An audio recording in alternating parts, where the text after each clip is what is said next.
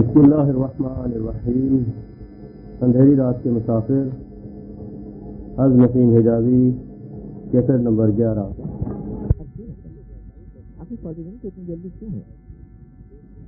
فارڈینن کو کوئی جلدی نہیں، لیکن آپ کی بھلائی اسی میں ہے کہ ہم بلا تاخیر یہاں سے نکل جائیں. آپ کو معلوم ہے کہ غرناطہ کے باغی جن قبائل سے دعوت سے بات کر رہے تھے ان میں اس ٹائم یہاں پہنچ چکے ہیں. تم نے انہیں گرفتار نہیں کیا. فی الحال انہیں گرفتار کرنا ممکن ہے. غرناطہ کے عوام کو جیسے خروش ابھی ٹھنڈا نہیں ہوا، اور میں نہیں چاہتا کہ آپ کی موجودگی میں غرناطہ کے حالات بگڑ جائیں.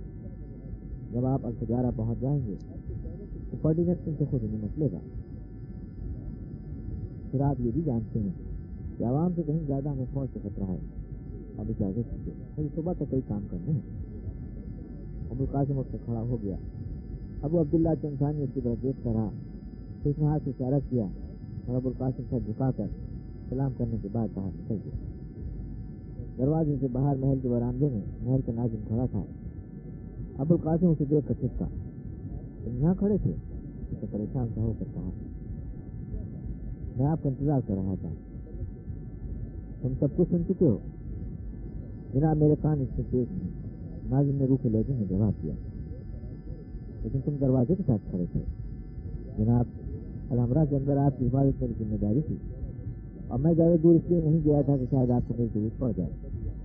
جب آپ الحمرہ سے باہر نکل جائیں گے تو میری ذمہ داری ختم ہو جائے گی. ابو القاسم نے کہا میں تمہارا شکر گزار ہوں.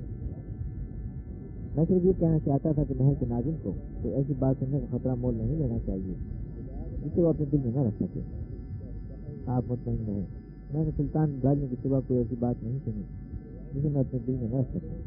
میں دربار میں کام دور تھا. ابو القاسم کچھ کہے بغیر آگے بڑھا اور ناظم اس کے ساتھ ہو لیا.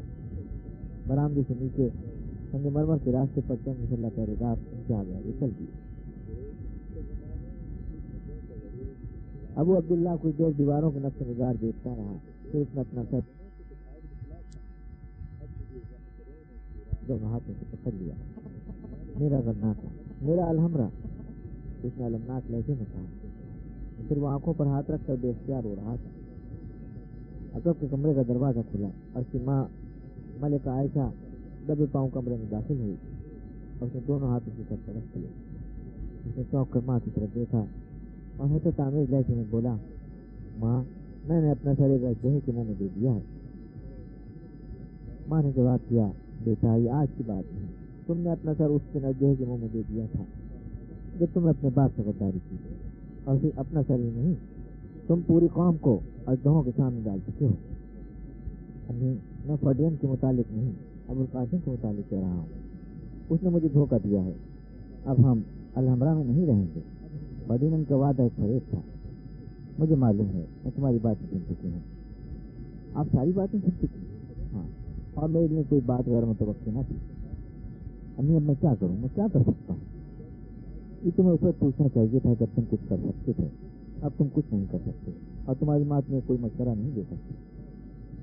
ان لوگ کی تاریخ کا منحوس ترین دن وہ تھا جب تمہارے دل میں حکمران بننے کا خیال آیا تھا. نہیں ماں، اس سے زیادہ وہ دن منحوس تھا جب میں پیدا ہوا تھا.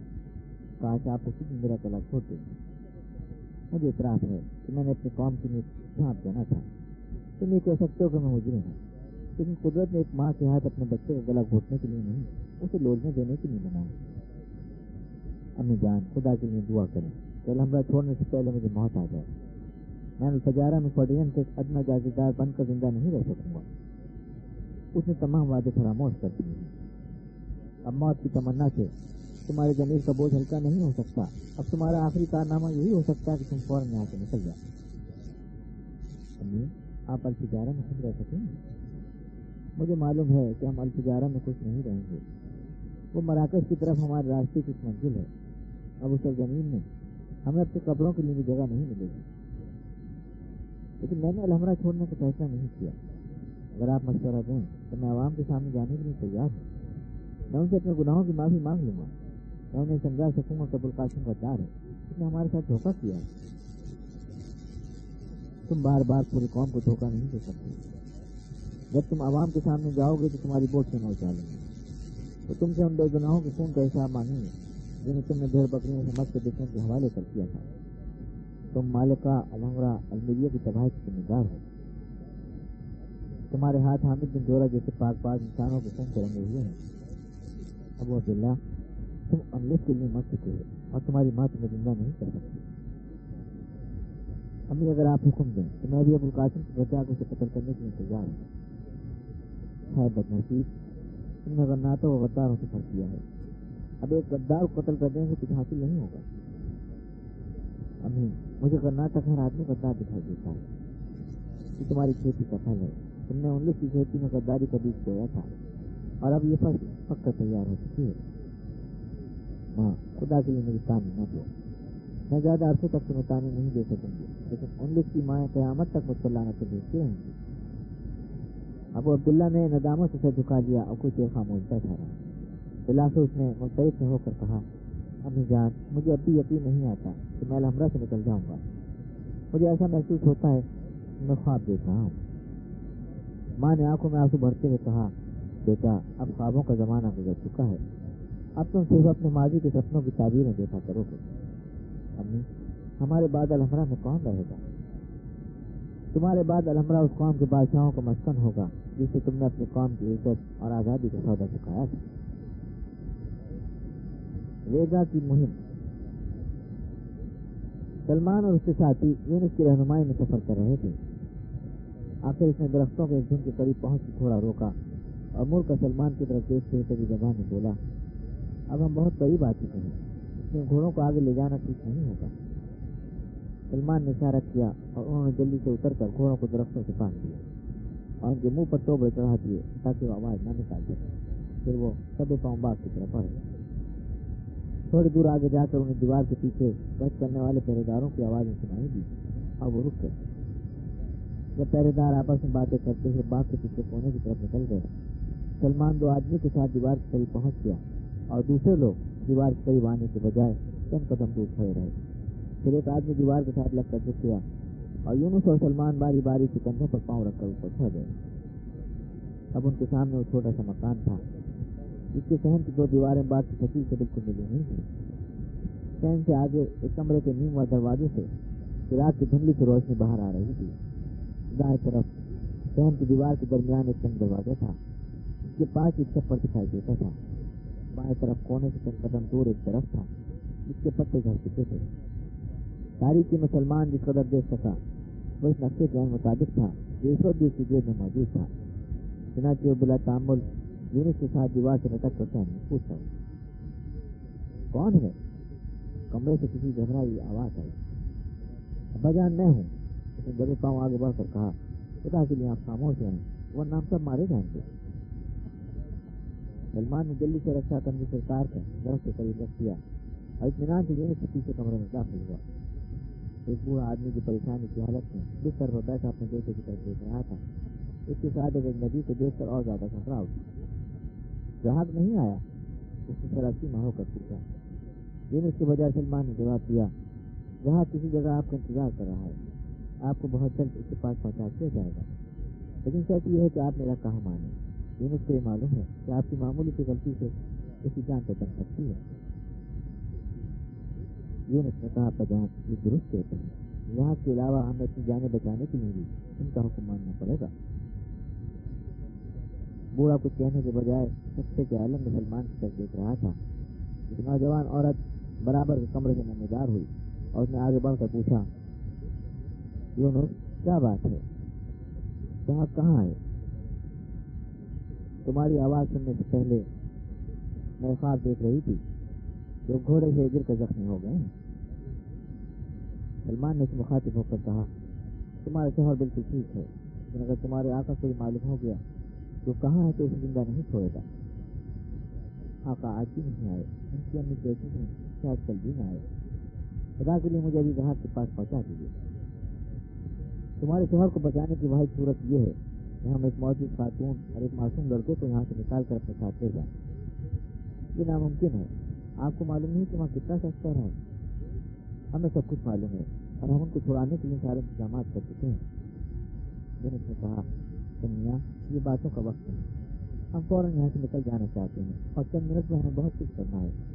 اگر قیدی آج ہی واپس نہ پہنچے تو ہمارے لیے جہاز کی جان بچانا بہت مشکل ہو جائے گا. کاش ان قیدیوں کو آزاد کرنا میرے بس میں ہوتا. سنیا نے منفرد ہو کر کہا. یونس نے ہونٹوں پر انگلی رکھتے ہوئے کہا, سنیا آہستہ بات کرو ورنہ ہم سب مارے جائیں گے. جہاز بالکل ٹھیک ہے اور انشاءاللہ کل صبح تم اسے اپنی آنکھوں سے دیکھ سکو گی, لیکن میرا خیال تھا کہ تم اس وقت قیدیوں کے پاس تھا. مجھے تمہارا انتظار تھا اور میں شام تک کئی بار باہر آ کر تمہارے متعلق سوچ چکی تھی. اس کے بعد میں درد سر کا بہانہ کر کے گھر آ گئی تھی. مالک گھر میں نہیں تھا ورنہ گھر والے مجھے کبھی اجازت نہ دیتے. خدا کے لیے مجھے بتاؤ کہ جہاز نے ہمیں کوئی کھلا کیوں نہ دی؟ وہ تمہیں پریشان نہیں کرنا چاہتے تھے. سلمان نے کہا, یونس تم ان سے تسلی دو, میں بھی آتا ہوں. سنیا آپ دیدہ ہو کر سلمان سے مخاطب ہوئی. آپ ان کے ساتھ آئے ہیں, خدا کے لیے مجھے بتائیے کہاں ہیں اور آپ نے انہیں کب دیکھا تھا؟ انہیں کوئی خطرہ تو نہیں؟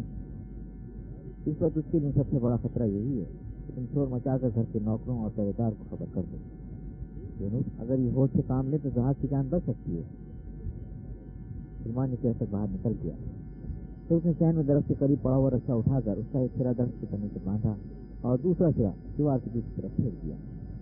تھوڑی دیر بعد اس کے ساتھی باری باری دیوار پہ چڑھ کر چین میں کود رہے تھے. جب آخری آدمی چین میں پہنچ گیا, سلمان انہیں چھپر کے نیچے انتظار کرنے کا حکم دے کر جلدی سے کمرے میں داخل ہوا.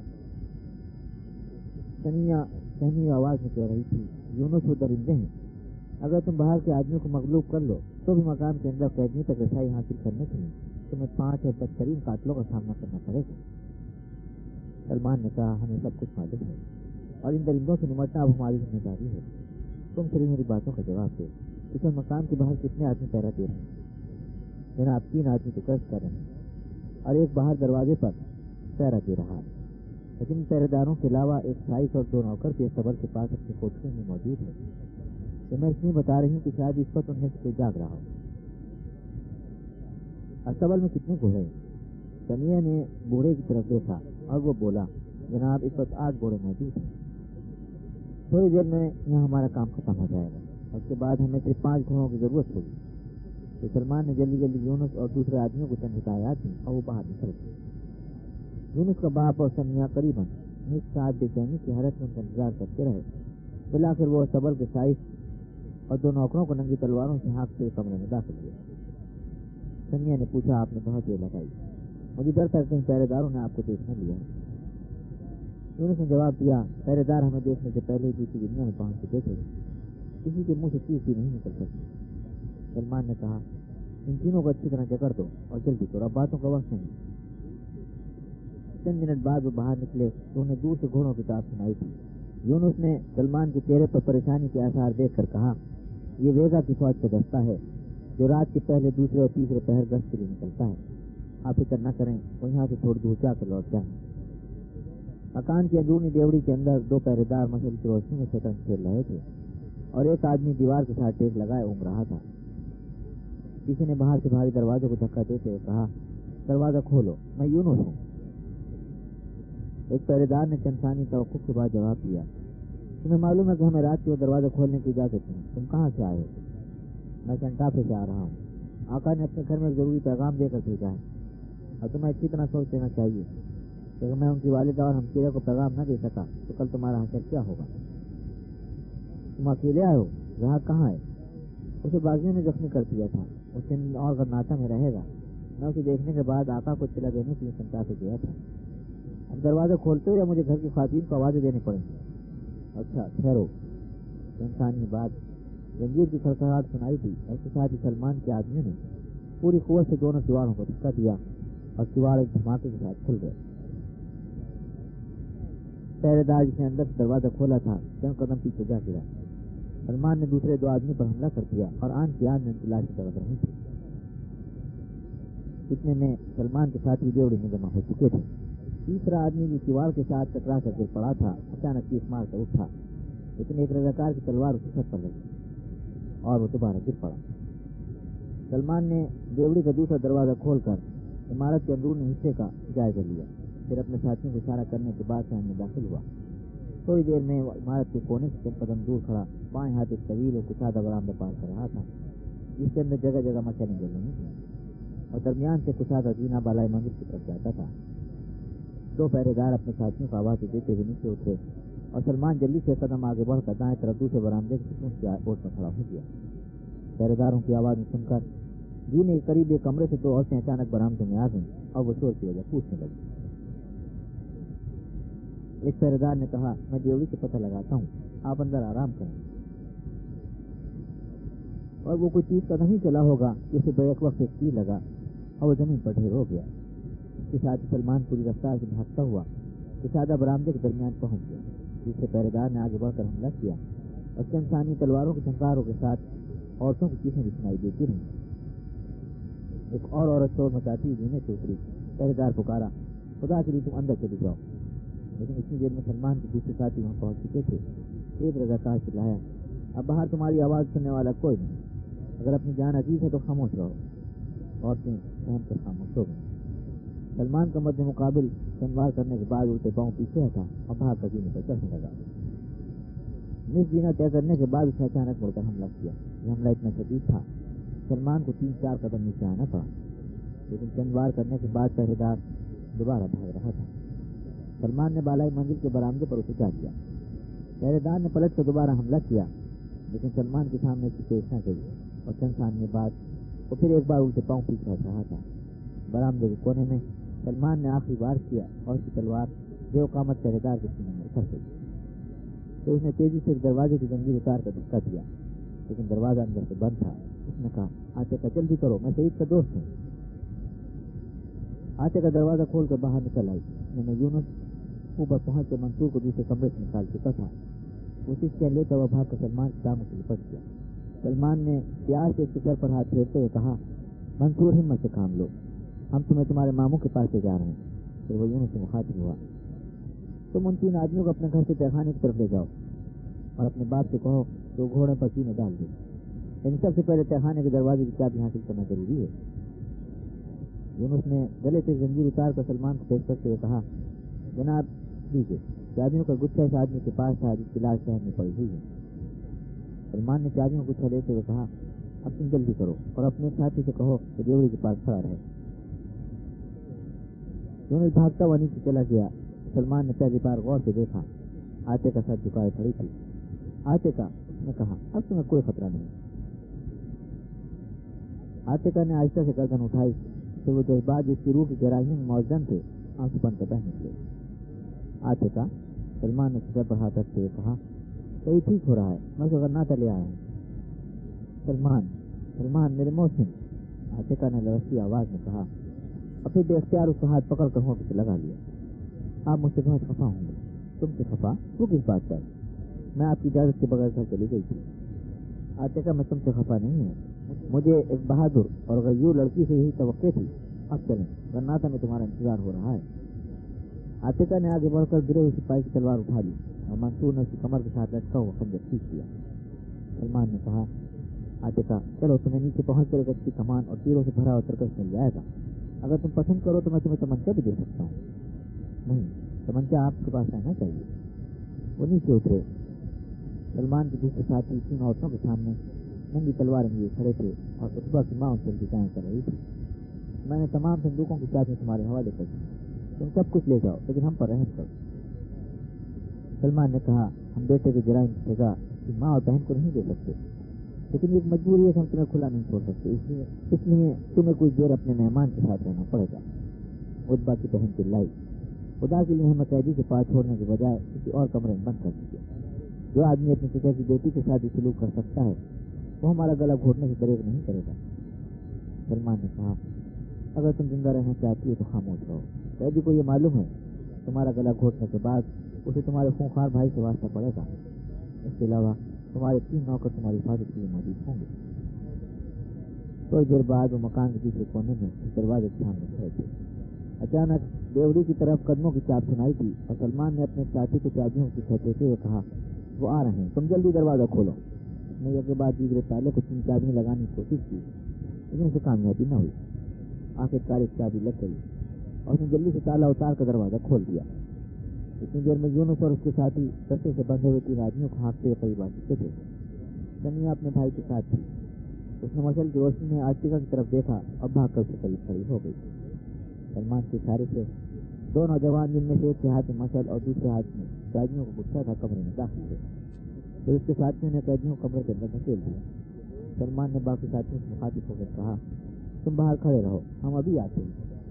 लेकिन दहलीज पर पाँव रखते उसके दिल में कोई ख्याल आया। उसने अचानक मुड़कर कहा, यूनुस, यहाँ की बीवी को उतबा के घर से खाली हाथ नहीं जाना चाहिए, इसे साथ ले जाओ।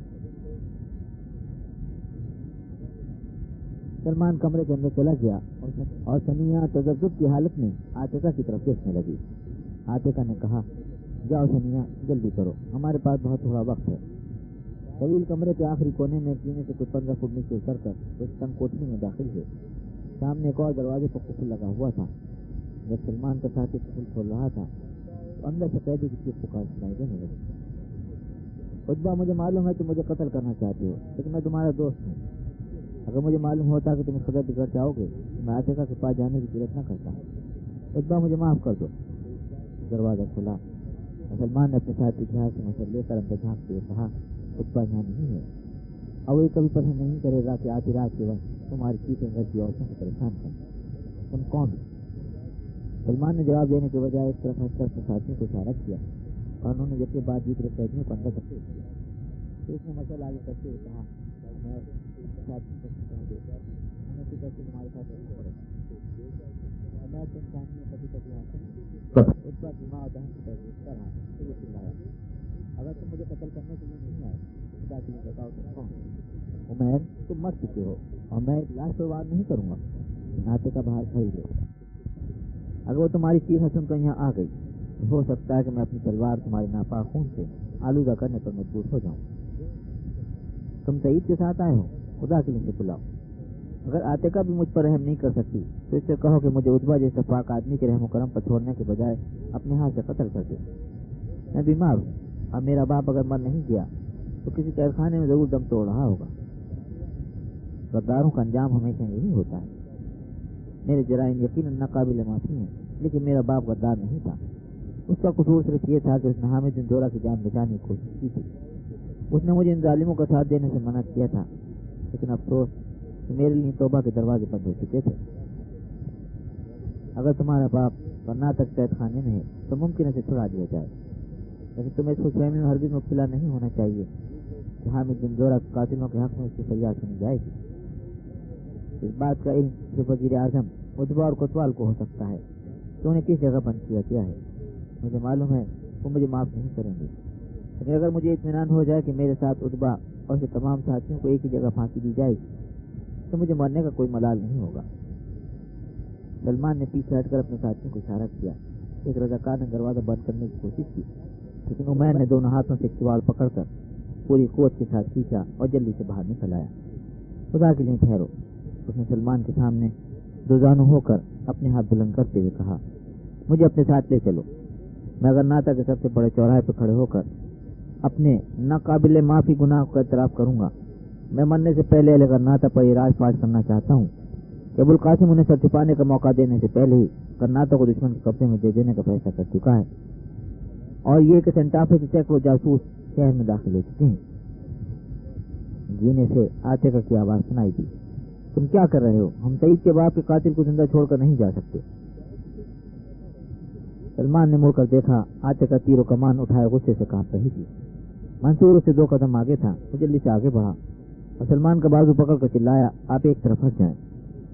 सलमान ने अपने साथियों को इशारा किया तो दाएं बाएं सिमट गए। उमैर ने उठकर हसरतनाक लहजे में कहा, आतिका ठहरो, मुझे मालूम है कि मैं रहम के काबिल नहीं हूँ, मेरी जिंदगी की कोई कदर कीमत भी नहीं, लेकिन मैं कोठरी में कुत्ते की मौत मरने के बजाय तुम्हारे हाथों मरना बेहतर समझता हूँ। खुदा के लिए यहाँ से जल्दी निकलने की कोशिश करो, और अगर सईद के बाप का कोई साथी तुम्हारी मदद कर सकता है तो उससे कहो तो फौरन तुम्हें समंदर के पार पहुंचा दे, वरना वो दिन दूर नहीं जब दुश्मन का गरनाता पर कब्जा हो जाएगा और तुम्हारे लिए उन से निकलने के तमाम रास्ते मजदूर हो जाएंगे। तुम्हें मालूम नहीं तुम्हारे मुताबिक उतबा के ज़ाहिम कितने खौफनाक हैं। वो तुम्हें तलाश करने के लिए उन लोग का कोना कोना छान मारेगा। आतिका, मुझ पर कुदरत का आखिरी एहसान यही हो सकता है कि तुम मुझे अपने हाथ से कत्ल कर दो, लेकिन खुदा के लिए यहाँ से निकल जाओ। आतिका कुछ कहने के बजाय कमान सीधा करके आहिस्ता आहिस्ता तीर खींचने लगी। उसके हाथ कांप रहे थे। अचानक सलमान ने उनके दरमियान आकर कहा, आतिका, जो शख्स अपने हाथों से अपने गले में फंदा डाल चुका हो, तुम इस पर तीर ज़ाया करने की जरूरत नहीं। इसके लिए उतबा के हाथों मरना तुम्हारे तीर से हलाक होने की निस्बत ज्यादा तकलीफ दे होगा। आतिका ने संभल कर कहा, खुदा के लिए आप एक तरफ हट जाएं। मेरे तजब्जुब की वजह यह न थी तो मुझे अपने चचा के गद्दार बेटे पर रहम आ गया था। हामिद बिन जोरा के कत्ल के बाद हमारे दरमियान खून के सारे रिश्ते खत्म हो गए थे। मैं इसको मरने से पहले तौबा के लिए चंद लम्हा देना चाहती थी, लेकिन ये बदबख्त कातिल अब भी यही समझता है कि मैं इसकी बातों में आ जाऊंगी। सलमान दोबारा एक तरफ हट गया, लेकिन इससे पहले कि आतिका तीर चलाती, अचानक मंसूर ने एक जस्ट लगाई और आग झपकने में उसका खंजर कब्जे तक उमैर के दिल में उतर चुका था। इसके साथ ही आतिका की कमान से तीर चला और उसकी शहरत से आर पार हो गया। उमैर तड़खड़ा था, वो पीछे हटा, फिर उसका पांव दहलीज से टकराया और वो पीठ के बल गिर कर तड़पने लगा। मंसूर सिसकियां लेता हुआ सलमान की तरफ मुतवज्जे हुआ, मुझे माफ कीजिए, लेकिन ये मेरा फर्ज था। सलमान ने बड़े प्यार से कंधे पर हाथ रखते हुए अपने साथियों को इशारा किया और उन्होंने दरवाजा बंद करके ताला लगा दिया। कमरे से बाहर निकलते ही सलमान जल्दी से देवड़े की तरफ बढ़ा। समिया एक गठड़ी बगल में दबाए बाहर खड़ी थी और उसका भाई और एक और साथी अपने कंधों पर गठड़ियां उठाए चंद कदम पीछे आ रहे थे। गठड़ियां ज्यादा बड़ी न थीं, लेकिन उनके चाल से मालूम होता था कि उनका बोझ उनकी ताकत से ज्यादा है। समिया भी एक तरफ झुकी जा रही थी और वो अपने पुराने कपड़ों के बजाय नया लिबास पहने हुए थे। आतिका ने मशल की रोशनी में उसे करीब से देखते हुए कहा, मैं तो ये समझी थी कि घर से कोई और औरत निकल आई है। उसने जवाब दिया, मैंने सोचा कि अगर मैं एक विकारन के लिबास में आपके साथ सफर करूं तो अजीब से मालूम होगा। फिर भी मैंने इन कपड़ों के सिवा घर की औरतों की किसी चीज को हाथ नहीं लगाया और उनके जेवर भी छोड़ दिए। मैं तो उतबा के संदूक से सिर्फ 2 थैलियां बांध कर उठा लाई। थोड़ी देर बाद ये लोग अस्तबल के करीब पहुंचे तो यूनुस का बाप घोड़ों पर जीन डाले उनका इंतजार कर रहा था। सलमान ने जल्दी से अपने साथी के हाथ से मशल लेकर एक तरफ फेंक दी और उनके आगे आगे हो लिया। देवड़ी से निकलकर उन्होंने दरवाजा बंद कर दिया और बाग से अस्तबल की तरफ चल दिए। थोड़ी देर बाद वो घोड़े लेकर बैरूनी फाटक करीब रुक गए। सलमान फाटक खुलवा कर बाहर निकला और इधर उधर देखने के बाद मुड़कर अपने साथियों को इशारा किया। 5 साथी एक के बाद दीगरे घोड़ों की बागें पकड़कर बाहर निकल आए और बाकी उनके पीछे चल पड़े। कुछ देर बाद वो इन दरख्तों के करीब पहुंच चुके थे जहाँ एक रज़ाकार दूसरे घोड़ों के साथ उनका इंतजार कर रहा था। वो इत्मीनान से घोड़ों पर सवार हो गए। वेगर से वापसी पर यूनुस के बजाय सलमान बजाते खुद अपने साथियों की रहनुमाई कर रहा था। सेंटाफी की सड़क से थोड़ी दूर उजड़े हुए एक बाग के करीब पहुंचकर सलमान ने अपना घोड़ा रोक लिया और मुड़कर दबी जबान में कहा, तुम लोग थोड़ी देर यहीं ठहरो, मैं अभी उनका पता लगा कर आता हूँ। एक आदमी अचानक बाग के किनारे एक दरख्त की ओर से नमूदार हुआ। उसने कहा, जनाब हम यहाँ हैं, लेकिन आपके साथियों की तादाद से हमें शुबह हुआ था शायद कोई लश्कर आ रहा है। उस्मान दूसरे तरफ की ओर से नमूदार हुआ और आगे बढ़कर सलमान के घोड़े की लगाम पकड़ते हुए बोला, जनाब आगे कोई खतरा नहीं, लेकिन आका कहते थे कि अगर कोई आपका पीछा नहीं कर रहा तो दरवाजा खुलने तक आपको यही इंतजार करना चाहिए। वो अभी तक यहीं है जनाब, वो आपको रुखसत करते ही चले गए थे और आधी रात के करीब फिर वापस आ गए थे। आप बाग में तशरीफ ले जाएं, मैं उन्हें इत्तला देता हूँ। अगर जरूरत पड़ी तो हम वक्त से पहले भी दरवाजा खुलवा सकते हैं, लेकिन बेहतर यही मालूम होता है कि हमारी तरफ से कोई बेचैनी जाहिर न हो। आप बखैरियत है ना? हाँ, तुम जाओ। उस्मान सड़क की तरफ लपका और वो लोग घोड़ों से उतरकर बाग के अंदर दाखिल हुए। फिर सलमान ने यूनुस की तरफ मुतवज्जो होकर कहा, यूनुस, अब तुम्हें हमारे साथ गरनाता जाने की जरूरत नहीं। तुम्हारा बाप अपने बेटों को देखने के लिए बेचैन होगा। उस्मान को गरनाता से बाहर इस बस्ती का इल्म है जहाँ हमने तुम्हारे भाई को पहुंचा दिया था। अगर तुम फौरन वहां जाना चाहते हो तो मैं उस्मान के अलावा अपने एक और साथी को भी तुम्हारे साथ भेज सकता हूँ। हम जो घोड़े उतबा के अस्तबल से लाए हैं उन्हें शहर के अंदर ले जाना खतरनाक है। अगर उतबा को इत्तला मिल गई तो तुम्हारी तलाश में गरनाता का कोना कोना छान मारेगा। यूनुस की बजाय उसके बाप ने जवाब दिया, जनाब अगर आपकी इजाजत है तो हम यहाँ एक लम्हे के लिए भी रुकना पसंद नहीं करेंगे। अगर जहाज सफर के काबिल हुआ तो हम इस बस्ती में भी नहीं ठहरेंगे। सलमान ने कहा, कहीं तुम ये ना समझ लेना कि मैं तुम्हें किसी महफूज जगह पहुंचाने के वादे से मुनहरिफ हो गया हूँ। अगर नाता में ज्यादा देर नहीं ठहरूंगा। अगर तुम मेरा इंतजार कर सको तो मुमकिन है कि मैं तुम्हें अफ्रीका के साहिल तक पहुंचा दूँ, वरना पहाड़ों में ऐसे लोग मौजूद हैं जो तुम्हें पनाह दे सकेंगे और हमारे साथी तुम्हें उनमें से किसी के पास पहुंचा देंगे। बूढ़े आदमी ने कहा, इस पजारा में हमारे असली आका के कबीले के कई लोग मौजूद हैं और अलमीरिया के रास्ते में उनकी चंद बस्तियां हैं। वहाँ पहुँचने के लिए हमें आपको तकलीफ देने की जरूरत पेश नहीं आएगी। हम पर इससे बड़ा एहसान क्या हो सकता है कि आप हमें इस दोजख की आग से बचा लाएं। थोड़ी देर में उस्मान अपने आका के अलावा 3 और आदमियों के साथ वहाँ पहुँच गया। अब फिर जब मशरिक के उफ़ुक़ से सुबह का सितारा नमूदार हो रहा था तो बाग से बाहर निकलकर खुतबा के नौकरों को उस्मान और एक रज़ाकार के साथ कर रहे थे। सलमान ने उस्मान से कहा, तुम्हें ये दोनों घोड़े अबू याकूब के पास छोड़कर पैदल वापस आना पड़ेगा।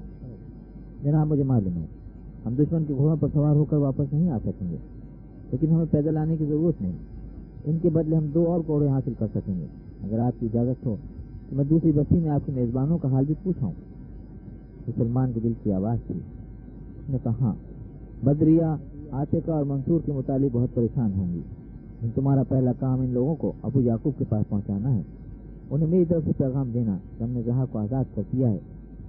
हमारे लिए इन लोगों के ताउन के बगैर आतिका और मंसूर को उद्बा के कैद से निकालना मुमकिन न था। ये भी हो सकता है कि आतिका और मंसूर किसी दिन अचानक उनके घर पहुंच जाएं और शायद मुझे भी वापसी पर उनकी बस्ती से गुजरना पड़े। जब यूनुस और उसके साथी घोड़ों पर सवार हो रहे थे तो सनिया ने आतिका का हाथ चूमते हुए कहा, मेरी बहन, शायद मैं दोबारा आपको न देख सकूं, लेकिन मेरी जिंदगी का हर सांस आपके लिए दुआओं की खुशबू में बसा हुआ होगा और मैं ये वादा करती हूँ कि जहाँ भी मरते दम तक आपका एहसान नहीं भूलेगा। फिर वो घोड़े पर सवार होकर अपने साथियों के पीछे चल पड़ी। सलमान कुछ देर उनकी तरफ देखता रहा, फिर अब्दुल मन्नान की तरफ मुतवज्जो हुआ। अब मैं आपसे शहर के हालात पूछना चाहता हूँ। अबुल कासिम की आमद पर शहर में कोई नया हंगामा तो नहीं हुआ? नहीं, शहर में इसके सिवा कोई और काबिल जिक्र बात नहीं हुई कि अबुल कासिम ने अपने क़यामगाह के बजाय सीधा अलहमरा का रुख किया था। फिर थोड़ी देर बाद जब अपने घर वापस पहुंचा तो वहाँ शहर के सरकर्दा गद्दार उसके इस्तकबाल के लिए मौजूद थे। ये लोग शाम से उस वक्त का इंतजार कर रहे थे। फिर आधी रात के करीब जब मैं अपने साथियों की खुफिया मजलिस से उठकर वापस आ रहा था तो आखिरी इत्तला के मुताबिक अबू कासिम के यहाँ किसी के हामियों का इजलास जारी था। वज़ीर आज़म के महाफिज दस्तों का एक अफसर हमारा साथी है। इसकी बदौलत हम जमा होने वाले मिल्लत फरोशों की फहरिस्त हासिल कर चुके हैं। कोतवाल और हुकूमत के चंद और एहलकार भी इस इजलास में शरीक थे, लेकिन महल पर सख्त पहरा था, इसलिए अभी तक हमें मालूम नहीं हो सका कि अंदर क्या मशवरे हो रहे हैं। ताहम मुझे यकीन है कल तक हमसे कोई बात पोशीदा नहीं रहेगी। गद्दारों में बाद ऐसे भी हैं जिनसे हमें बहुत कुछ मालूम हो सकेगा। अगर कोतवाल वहाँ मौजूद था तो आपको छोटे गद्दारों के पीछे भागने की जरूरत नहीं। आप इत्मीनान रखें, अगर इसकी जरूरत पेश आई तो हम इसका गला दबोचने से भी दरेग नहीं करेंगे। अब आप घोड़ों पर सवार हो जाए। हमारे कई और साथी और फौज के 2 अफसर भी आपका इंतजार कर रहे हैं, लेकिन अब दरवाजा खुलने वाला है और हमें उनसे मदद लेने की जरूरत पेश नहीं आएगी। फिर वो रज़ाकारों से मुखातिब हुआ, तुम पहले जाकर गाड़ी में अपना सामान रखवा दो। रज़ाकार एक एक करके चले गए। 10 मिनट बाद सलमान, मंसूर और आतिका अब्दुल मन्नान के पीछे पीछे हो लिए। वो दरवाजे से कोई 50 कदम के फासले पर थे। फौजी लिबास में एक नौजवान भागता उनके करीब पहुंचा और उसने हाथ बुलंद करते हुए कहा, आप थोड़ी देर के लिए सड़क से एक तरफ हट जाएं। क्यों, क्या बात है? अब्दुल मन्नान ने सवाल किया। परेशानी की कोई बात नहीं, पहरेदारों को हुक्म मिला है कि हुकूमत के चंद एहलकार संता से जा रहे हैं, इसलिए आम लोगों को थोड़ी देर के लिए रोक दिया जाए। सलमान ने दरवाजे की तरफ देखा। मुसल्ला आदमी सड़क पर जमा होने वाले लोगों को दाएं बाएं हटा रहे थे। 5 मिनट बाद सर पर दौड़ने वाले घोड़ों की ताप सुनाई दी और आन की आन में 10 मुसल्ला सवार आगे निकल गए। फौजी अफसर ने कहा, अब आप इत्मीनान से जा सकते हैं। अब्दुल मन्नान ने आगे बढ़ते हुए कहा, मेरे ख्याल में यही वो लोग हैं जो रात वज़ीर आज़म के महाफिज दस्ते के साथ आए थे। चंद नौजवान के साथ हो लिए। दरवाजे थोड़ी दूर आगे 2 सवार खड़े थे। एक सवार ने उतर कर अब्दुल मन्नान को अपना घोड़ा पेश कर दिया और वो उस पर सवार हो गया। बदरिया से एक और मुलाकात। सईद को नीम ख्वाबी की हालत में कमरे के अंदर किसी की मौजूदगी का एहसास हुआ। उसने करवट बदल कर आंखें खोली। अपने चंद सानिये वो ख्वाब और हकीकत के दरमियान इम्तियाज न कर सका। दरवाजा खुला था। आतिका और मंसूर उसके करीब खड़े थे और उनकी आंखें आंसुओं से लबरेज थीं। आतिका, आतिका, उसने लरसती आवाज में कहा और जल्दी से उठकर दोनों हाथ मंसूर की तरफ फैला दिए। मंसूर किसके लेता हुआ उससे लिपट गया। मामू जान, मामू जान, अब हमें कोई खतरा नहीं। हम उमैर से इंतकाम ले चुके हैं, वो कत्ल हो चुका है। सईद की निगाहें आतिका के चेहरे पर जमी हुई थी। उसने मंसूर के सर पर हाथ फेरते हुए कहा, आतिका बैठ जा। उसके करीब कुर्सी पर बैठ गई। اور اپنا لڑکتا وہ ہاتھ کی پیشانی پر رکھ دیا. مجھے بخار نہیں عاتقہ، میں بہت سر جام ہوں، اور اب تو مجھے یہ بھی یقین ہو گیا ہے کہ اپنی عاتقہ کی زندگی میں موت میری طرف دیکھنے کی ضرورت نہیں کر سکتی. سعید کے لبوں پر تبسم تھا، لیکن اس کی آنکھیں آنسوں سے نمناک تھیں. عاتقہ نے اپنے دوپٹے کے آنچل سے اس کی آنکھیں پوچھ دی. پھر اچانک سعید نے اس کا خوبصورت ہاتھ پکڑا اور اپنے ہونٹوں سے لگا لیا. عاتقہ، میں تمہیں کئی بار خواب میں دیکھ چکا ہوں، اور اب بھی آنکھیں کھولنے سے پہلے میں تمہاری رفاقت میں کہیں جا رہا تھا. تم یہاں کیسے پہنچ گئی؟ منصور تمہیں کہاں ملا تھا؟ عمیر کیسے قتل ہوا؟ عاتقہ نے جواب دیا، سعید، یہ قدرت کا ایک معجزہ ہے کہ تم اس وقت ہمیں یہاں دیکھ رہے ہو. ہم ادبا کی قید میں تھے. منصور نے کہا، مامو جان، ہمیں چتے سلمان نے اسے کیسے نکالا ہے؟ ادبا اپنے گھر میں نہیں تھا، ورنہ وہ اسے بھی زندہ نہ چھوڑتے. سلمان کہاں ہے؟ سعید نے مضطرب ہو کر سوال کیا. عاتقہ نے جواب دیا، وہ ہمارے ساتھ آئے تھے اور آپ کو دروازے سے ایک نظر دیکھنے کے بعد دوسرے کمرے میں چلے گئے تھے. مجھے ڈر ہے کہ وہ مجھ سے ملے بغیر نہ چلے جائیں. مجھے ان سے بہت کچھ کہنا ہے. عاتقہ نے کہا، سعید، یہ کیسے ہو سکتا ہے؟ تمہارے متعلق پورا اطمینان حاصل کیے بغیر واپس چلے جائیں. وہ کہتے تھے کہ میں فرصت کے وقت اطمینان سے باتیں کروں گا. اب آپ لیٹ جائیں. منصور ایک طرف ہٹ گیا اور سعید نے عاتقہ کے اصرار پر تکیے پر رکھتے ہوئے کہا، عاتقہ، تمہیں یقین نہیں آئے گا، لیکن گزشتہ شام میں نے صحن کے اندر 3 چکر لگائے تھے، اور اس وقت میں محسوس کرتا ہوں کہ میں مولا حسن کی چوٹی تک پھانک سکتا ہوں. سعید مسکرا رہا تھا، لیکن اچانک اسے چہرے پر اداسی چھا گئی. عاتقہ، اس نے کہا، مجھے تمام واقعات سناؤ. سلمان عجیب آدمی ہے. اس نے مجھے یہ بھی نہیں بتایا تھا کہ تمہاری تلاش میں جا رہا ہے، بلکہ مجھے ہمیشہ تسلی دیا کرتا تھا کہ تم بخیریت ہو اور منصور بھی بہت جلد گھر پہنچ جائے گا. عاتقہ نے اپنی قید اور رہائی کے واقعات بیان کر دیے. سعید نے منصور سے چند سوال کیے اور کچھ دیر گہری سوچ میں ڈوبا رہا. پھر اس نے کہا، عاتقہ، آج میں تم سے وہ باتیں کہنا چاہتا ہوں جو عام حالات میں کبھی میری زبان پر نہ آتی. مجھے ایسا محسوس ہوتا ہے کہ سعید 2 تھے. ایک وہ جسے اس ملک اور قوم کی محبت اپنے باپ کے رشتے میں ملی تھی، اور اسے انگلش کی آزادی کے لیے جینا اور مرنا سکھایا گیا تھا، جسے بچپن سے انگلش کی ایک بہادر اور غیور بیٹی کی نگاہوں کی حد جنبش کی پیغام دیا کرتی تھی کہ ہم اس ملک کی آزاد فضاؤں میں سانس لینے کے لیے پیدا ہوئے ہیں. یہ میرا وطن ہے اور تم اس سے نگہبان ہو. جس سے زمین پر میرے والدین کا خون گرا تھا، اسی سے ہم زندگی کی ہر راحت اور مسرت چھیننے کا حق رکھتے ہیں. لیکن آج میں سمجھتا ہوں کہ وہ شہید مر چکا ہے، بلکہ وہ اسی وقت مر گیا تھا جب اس کے بعد کی لاش ایک ویرانے میں پڑی ہوئی تھی. عاتقہ نے کرب انگیز لہجے میں کہا، نہیں سعید، ایسی باتیں نہ کرو.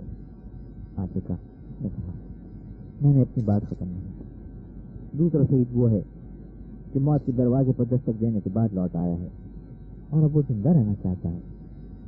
عاتقہ، جب میں زخموں سے چور تھا اور میری نگاہوں کے سامنے موت کے اندھیروں کے سوا کچھ بھی نہ تھا، میرے دل میں مایوسی، بےچارگی اور ذلت کی اس مسکن میں چند سانس لینے کی خواہش بھی ختم ہو چکی تھی، تو مجھے اچانک ایسا محسوس ہوا کہ تم مجھے آوازیں دے رہی ہو. تم یہ کہہ رہی ہو، سعید، تم مجھے ان درندوں کی بستی میں چھوڑ کر کہاں جا رہے ہو؟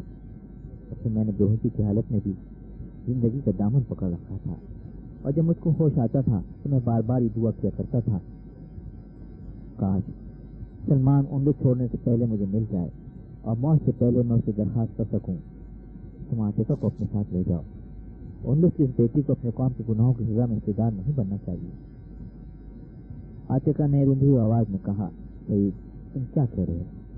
تم یہ کیسے سوچ سکتے تھے کہ میں تمہیں چھوڑ کر چلی جاؤں گی؟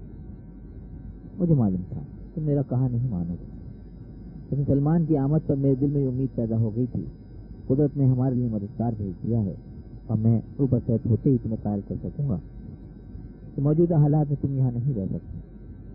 جب انگلش کے اندھیرے چھٹ جائیں گے تمہیں واپس بلا لیا جائے گا. عاتقہ، میں اس بات سے اعتراف کرتا ہوں کہ آج میں انگلش سے زیادہ تمہارے متعلق سوچنے لگا ہوں. اس لیے نہیں کہ میرے دل میں انگلش کی محبت ختم ہو چکی ہے، بلکہ اگر تم چاہتی ہو کہ تمہارا وہ سعید جسے مسکراتے ہوئے جان دینا سکھایا گیا تھا اپنا فرض پورا کر سکے تو خدا کے لیے میرا کہا مانا. سلمان کا کام کرنا تھا میں ختم ہو چکا ہے. اب اگر میرا بس چلا تو میں ایک دن اس کا یہاں ٹھہرنا پسند نہیں کروں گا. گزشتہ رات میرے میزبان اور طبیب نے پہلی بار دل کھول کر مجھ سے باتیں کی ہیں. وہ سن کر میرا دل گواہی دیتا ہے کہ وہ طوفان جسے ابا جان روکنا چاہتے تھے بڑی تیزی سے ہمارے سروں پر آ پہنچا ہے. آج اہل کرناتا ایک قوم نہیں بلکہ بھیڑوں کا وہ گلہ ہے جو بھیڑیوں کو اپنے چرواہے سمجھتا ہے. ہمارا عذاب شروع ہو چکا ہے. اس کی آخری حجت اسی دن پوری ہو گئی تھی جو ابا جان شہید کر دیے گئے تھے. عاتقہ تم جانتی ہو کہ عتبہ کون ہے, اور اگر خدا نخواستہ دشمن نے کرناٹک پر قبضہ کر لیا تو کتنے عتبہ اور پیدا ہو جائیں گے. ذرا سوچو اس وقت تمہیں کن حالات کا سامنا کرنا پڑے گا. میں منصور کو بھی تمہارے ساتھ ہی بھیجنا چاہتا ہوں. آج سلمان سے میری گفتگو اسی مسئلے پر ہوگی اور مجھے یقین ہے تم اس درخواست رد نہیں کرے گا. عاتقہ نے اچانک نرم ہو کر کہا, اگر تم حکم دو گے تو میں سمندر میں کودنے کے لیے تیار ہو جاؤں گی, لیکن ہم دونوں کے خطرات ایک جیسے ہیں, اور جس وجہ تم میرے بارے میں پریشان ہو اتنا ہی سلمان تمہارے متعلق فکر مند ہے. ہم کسی صورت میں بھی تمہیں پیچھے چھوڑ کر نہیں جا سکتے. سلمان کہتا تھا, تم بہت جلد سفر کے قابل ہو جاؤ گے. اگر تم غرناطہ میں فوری خطرہ محسوس کرتے ہو تو ہم 2-4 دن کے لیے باہر کوئی جائے پناہ تلاش کر سکتے ہیں. جب تم سفر کے قابل ہو جاؤ گے تو ہم پہاڑوں کی طرف نکل جائیں گے. تو جب کسی جگہ پہنچ کر مجھے اطمینان ہو جائے گا جب تمہیں دشمن سے کوئی خطرہ نہیں رہا اور تمہارا اندلس میں رہنا ضروری ہے, میں اور منصور افریقہ کے ساحل پر یا بحر روم میں کسی جزیرے پر تمہارا انتظار کریں گے. عاتقہ خدا سے دعا کرو میں کل ہی روانہ ہو جاؤں. مجھے معلوم ہے کہ غرناطہ میں میرا ٹھہرنا صرف اپنے لیے ہی نہیں بلکہ اپنے ساتھیوں کے لیے خطرناک ہے. شہید اس کا دروازے کی طرف بڑھا. آپ کہاں جا رہے ہیں؟ عاتقہ نے پوچھا. میں سلمان سے بات کرنا چاہتا ہوں. آپ کچھ دیر آرام کر لیں. منصور تم اندر جا کر خادمہ کو بلا لاؤ, وہ انہیں دوسرے کمرے میں لے جائے گی. تھوڑی دیر بعد شہید سلمان کے کمرے میں داخل ہوا. اس کے پاس اس میں جمیل کے علاوہ ایک اجنبی بیٹھا ہوا تھا. وہ اٹھ کر باری باری شہید سے بغل گیر ہوئے. جمیل نے اجنبی کا تعارف کراتے ہوئے کہا, یہ عبد الملک ہے, ان کا گھر اجمیری کے قریب ہے. وہاں سے غرناطہ کے حالات معلوم کرنے اور اپنے والد کے دوستوں سے ملنے آئے تھے. اجمیری کی جنگ کے آخری ایام میں ان کے والد اجمیری کے نائب سپہ سالار تھے. غرناطہ میں یوسف اور فوج کے کئی اور افسر انہیں جانتے ہیں. سلمان نے کہا, ابھی آپ کو چلنے پھرنے سے پرہیز کرنا چاہیے. بھائی جان میں بالکل ٹھیک ہوں اور اب طبیب نے مجھے اس پابندی سے آزاد کر دیا ہے. سلمان نے کہا, اچھا آپ تشریف رکھیں, میں ابھی فارغ ہو جاتا ہوں. پھر وہ عبد الملک کی طرف متوجہ ہوا. اگر آپ کے گاؤں کے شمال میں چندگار بھی ہیں جہاں کبھی خانہ بدوش رہا کرتے تھے, اور مغرب کی طرف چھوٹا سا آبشار ایک گہرے خط میں گرتا ہے جو چند میل نیچے سمندر میں جا ملتا ہے, تو آپ کو کچھ اور بتانے کی ضرورت نہیں. میں آپ کا گاؤں دیکھ چکا ہوں اور پورا علاقہ جہاں میں بچپن میں گھوما کرتا تھا میری نگاہوں کے سامنے ہے. اگر ضرورت پڑی تو آپ کا تلاش کرنے میں مجھے کوئی دقت پیش نہیں آئے گی, اور نہ آپ کو اطلاع ضرور مل جائے گی کہ آپ کے ساتھی مجھے کسی جگہ مل سکتے ہیں. میری طرف سے جو آدمی آپ کے پاس آئے گا وہ آپ کے گاؤں میں اجنبی نہیں ہوگا. آپ اس کا نام نہیں بتا سکتے. آپ یوسف سے میری ملاقات کا انتظار کریں, پھر کوئی بات آپ کو پوشیدہ نہیں رہے گی. سلمان یہ کہہ کر جمیل سے مخاطب ہوا, تم انہیں بتاؤ میں جتنی جلدی غرناطہ سے روانہ ہو جاؤں اسی قدر بہتر ہے, اور سعید کو بھی یہاں سے فوراً نکالنا ضروری ہے. اگر وقت کے ساتھ اس کا بھیجا جانا ضروری ہے تو جب تک وہ لمبے سفر کے قابل نہیں ہوتا ہم راستے میں کسی جگہ ٹھہر جائیں گے. سعید نے کہا, میں اسی مسئلے پر آپ سے گفتگو کرنے آیا تھا. عاتقہ اور منصور کا معاملہ مجھ سے زیادہ اہم ہے. عتبہ اور اس کے ساتھ ان کی تلاش میں زمین و آسمان ایک کر دیں گے, اور اگر غداروں نے اچانک دشمن کے لیے غرناطہ کے دروازے کھول دیے تو ان کے لیے فرار کے راستے بند ہو جائیں گے. ان حالات میں وہ غرناطہ کی نسبت پہاڑوں کے اور بستی میں زیادہ محفوظ ہوں گے. سلمان نے کہا, سعید تم مطمئن رہو, میں جہاز سے اس وقت قدم رکھوں گا جب مجھے عاتقہ اور منصور کے متعلق پورا اطمینان ہو جائے گا. اور یہ ہو سکتا ہے کہ آئندہ چند دنوں چند گھنٹوں کے حالات ہمیں ایک ساتھ سفر کرنے کی اجازت ہی نہ دیں, اور عاتقہ کو تم سے پہلے یا بعد یہاں سے روانہ ہونا پڑے گا. یہ بھی ممکن ہے کہ منصور اور عاتقہ کو بھی علیحدہ علیحدہ راستے اختیار کرنے پڑیں. آج سے پہر تک یوسف کے ساتھ میری ملاقات ہو جائے گی, ولید بھی ان کے پاس ہوگا. اگر ہم نے اچانک کوئی فیصلہ کیا تو آپ کو اطلاع مل جائے گی. میں صرف یہ چاہتا ہوں کہ اگر منصور کو علیحدہ سفر کرنا پڑا یا اسے چند دن کے لیے آپ سے جدا رکھنے کی ضرورت پیش آئی تو آپ پریشان نہیں ہوں گے. سعید مسکرایا, میرا بھانجا کا آزمائش سے گزر چکا ہے اور اب میری یہ خواہش ہے کہ آپ اسے اپنے ساتھ لے جائیں. اسے ایک جہازران بننے کا شوق ہے, اور میں محسوس کرتا ہوں کہ آنے والے دور میں ترکوں کو ہماری اعانت کے لیے اچھے جہازرانوں کی ضرورت ہوگی. جمیل نے کہا, جناب اب ہمیں اجازت دیجیے.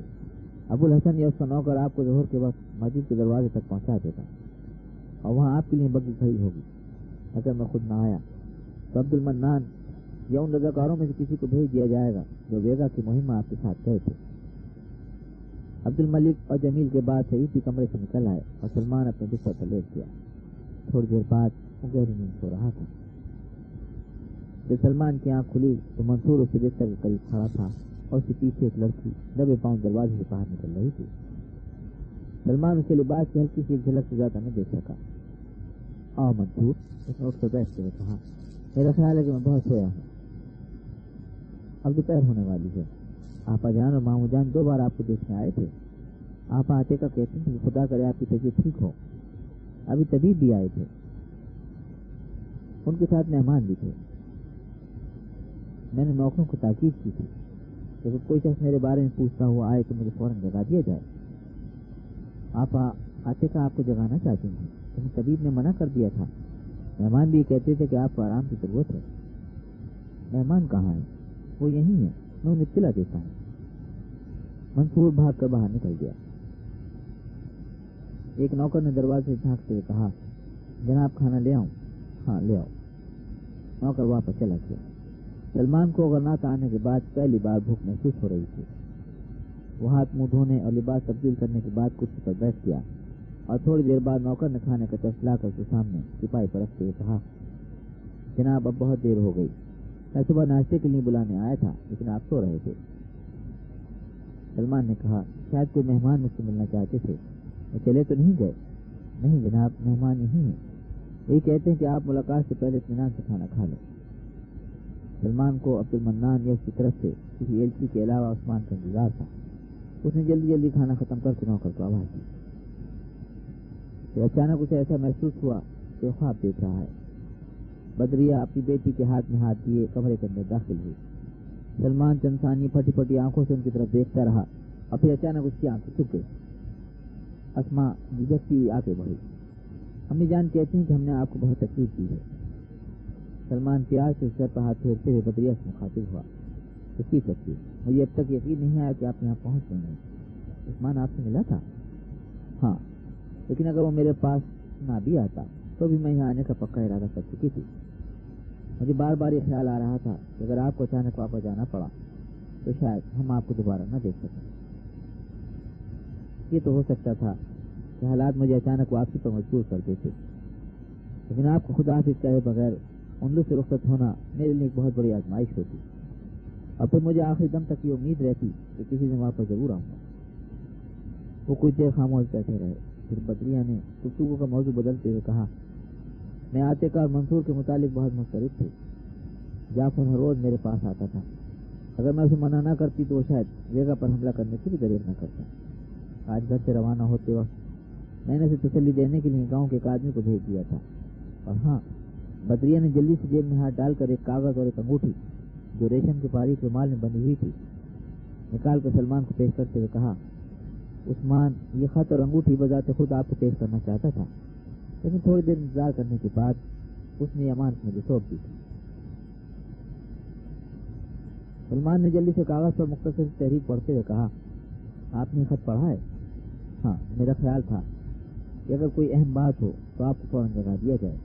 معلوم ہوتا ہے کہ جہاز کے ذہن میں کافی انقلاب آ چکا ہے. میں انگوٹھی پر عتبہ کا نام بھی پڑھ چکی ہوں. سلمان نے رومال سے انگوٹھی کھول کر دیکھتے ہوئے کہا, میرا خیال ہے کہ اس رضاکارانہ پیشکش کی بڑی وجہ اس کی بیوی ہے.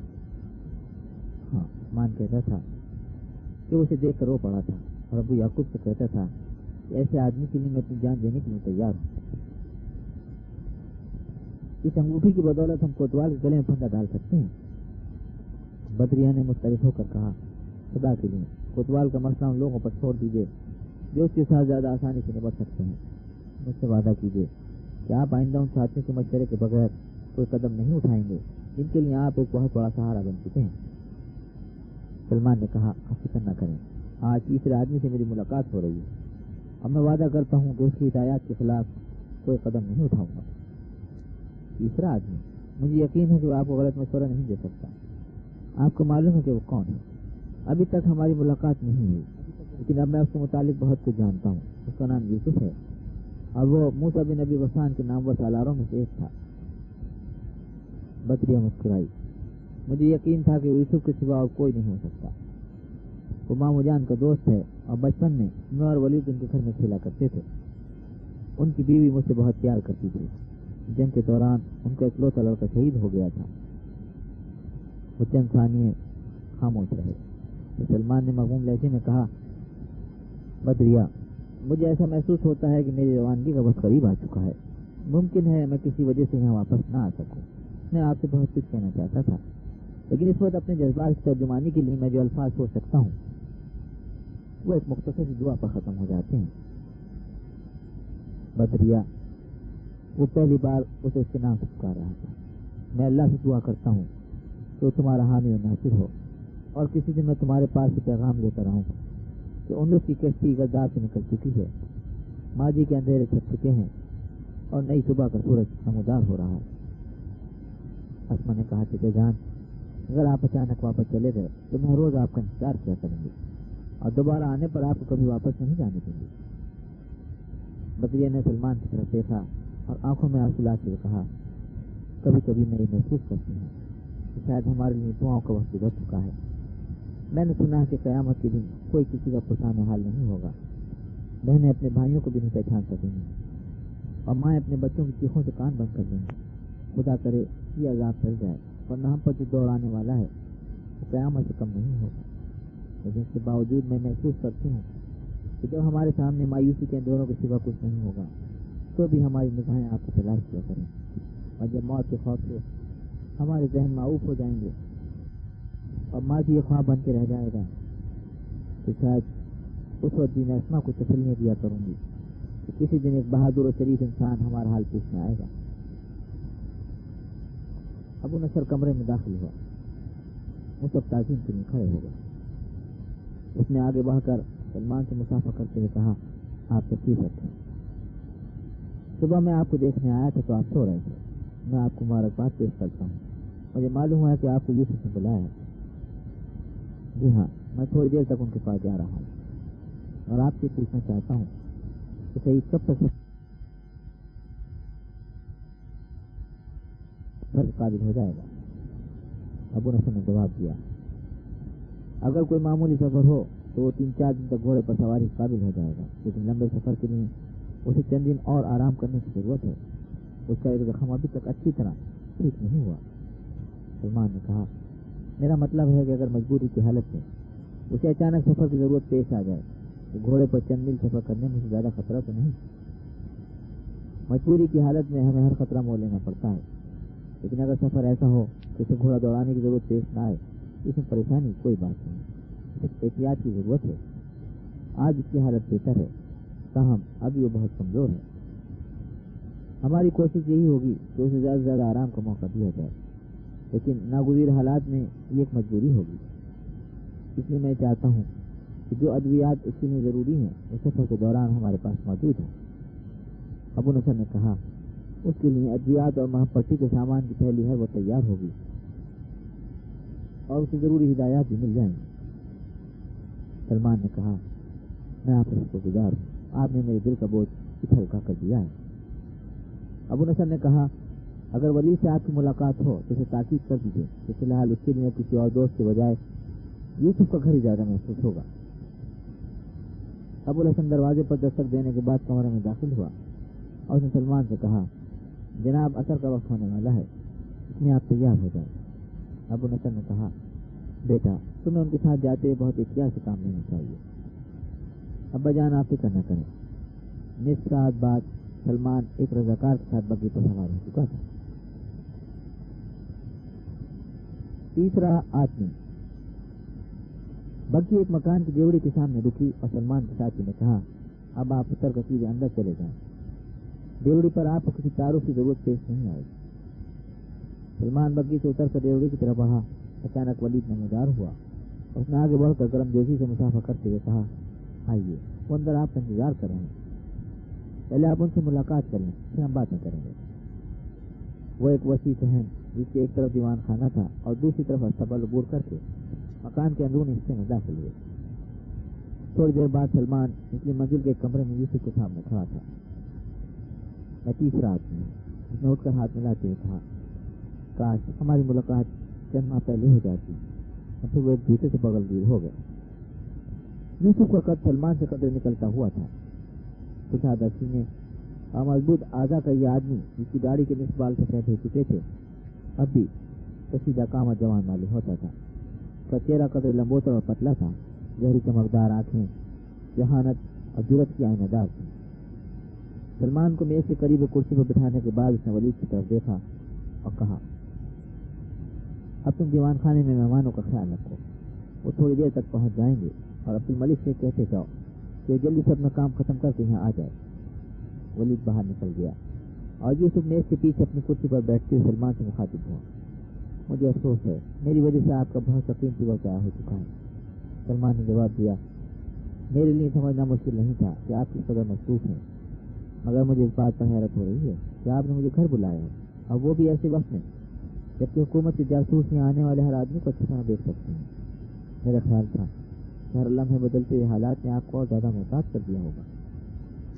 یوسف نے کہا, تازہ حالات بتا رہے ہیں کہ اب ہم احتیاط کی ہر منزل سے آگے جا چکے ہیں. آپ کو میرے متعلق کوئی خوش فہمی نہیں ہونی چاہیے. میں ان بدنصیب لوگوں میں سے ہوں جو صحیح وقت پر غلط اور غلط وقت پر صحیح فیصلے کرتے ہیں. جب الامرا میں اتار کر جنگ کا فیصلہ ہو رہا تھا تو مجھے آخری وقت تک اس بات کا یقین تھا کہ موسیٰ بن نبی غسان کی تقریب بے اثر ثابت نہیں ہوگی. تو جب انہوں نے غرناطہ کے اکابر سے مایوس ہو کر شہادت کا راستہ اختیار کیا تو میں نے فوج سے علیحدگی اختیار کر لی. مجھے مرتے دم تک اس بات کا ملال رہے گا کہ میں آخری وقت تک ان کے ساتھ کیوں نہیں تھا. اور پھر جب حامد بن جورا نے اچانک غرناطہ سے نکل جانے کا فیصلہ کیا تو میری ذاتی کارگزاری کا نتیجہ اس کے سوا کچھ نہ تھا کہ وہ غرناطہ سے چند میل دور شہید کر دیے گئے تھے. شہید کو بچانے کے لیے حملہ آوروں کو اپنے پیچھے لگا لینا کوئی ایسا کارنامہ نہیں تھا جس پر میں فخر کر سکتا. اگر میں ہوش سے کام لیتا, جب اس کے والد الجسیم کے چوراہے میں تقریر کر رہے تھے, اس وقت فوج کو سمجھانے کی ضرورت تھی کہ موسیٰ کے بعد حامد تمہاری آخری امید ہے اور اس کی حفاظت تمہاری اولین ذمہ داری ہے. ان کی حفاظت کے لیے سینکڑوں رضاکار بھی بھیجے جا سکتے تھے, لیکن ہم اس خوشی میں مبتلا تھے کہ اگر وہ اچانک خاموشی سے نکل جائیں تو کوہستان میں چند دن ان کی سرگرمیاں خفیہ رہ سکیں گی اور اہل غرناطوں کو تیاری کا موقع مل جائے گا. کاش اس وقت ہم میں سے کوئی سوچ سکتا کہ ہمارے دشمن ہم سے کہیں زیادہ بیدار ہیں. اور جب ولید نے مجھے آپ کے متعلق بتایا تھا تو میں نے بہت سی امیدیں آپ سے وابستہ کر لی تھی. یہی وجہ تھی کہ میں آپ کو خطرے سے دور رکھنا چاہتا تھا. گزشتہ رات اگر مجھے بروقت معلوم ہو جاتا کہ آپ ایک خطرناک مہم پہنچا رہے ہیں تو میں یقیناً آپ کو روکنے کی کوشش کرتا, لیکن یہ میری ایک اور غلطی ہوتی. سلمان نے کہا, آپ ٹھیک کہتے ہیں, اس مہم کا نتیجہ میری توقع کے خلاف بھی ہو سکتا تھا, لیکن یہ باتیں ماضی سے تعلق رکھتی ہیں. میں پوچھنا چاہتا ہوں کہ مستقبل کے بارے میں آپ نے کیا سوچا ہے؟ یوسف نے مغموم لہجے میں جواب دیا, کاش ہمیں سوچنے اور فیصلہ کرنے کا اختیار ہوتا, لیکن آپ کو میں زیادہ دیر پریشان نہیں کروں گا. اب ہمارا اولین مسئلہ یہ ہے کہ آپ جلد از جلد یہاں سے روانہ ہو جائیں. جن قبائلی رہنماؤں کو آپ غرناطہ میں جمع کر رہے تھے انہوں نے کیا فیصلہ کیا؟ وہ صرف اسی صورت میں کچھ ایسا کر سکتے ہیں جب انہیں فوج کی طرف سے کوئی یقین دہانی ہو, اور فوج کی یہ حالت ہے کہ وہ کبھی غرناطہ کے عوام کی طرف دیکھتی ہے اور کبھی ابوالقاسم کو ہی اپنا آخری سہارا سمجھ لیتی ہے. ابوالقاسم کو؟ ہاں, جب کسی قوم کے ذہنی یا جسمانی قوا مفلوج ہو جاتے ہیں